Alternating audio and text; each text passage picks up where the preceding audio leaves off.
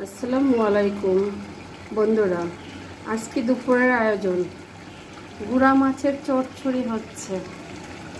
গুড়া মাছের চচ্চড়ি, এপাশে ভাত।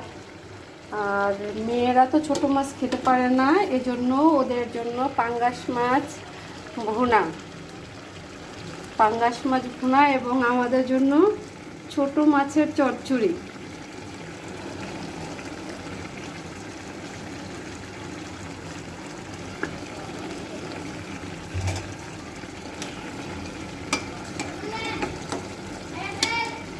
দিয়ে দিলাম ধনিয়া পাতা, কাঁচামরিচ ফালি করে কাটা।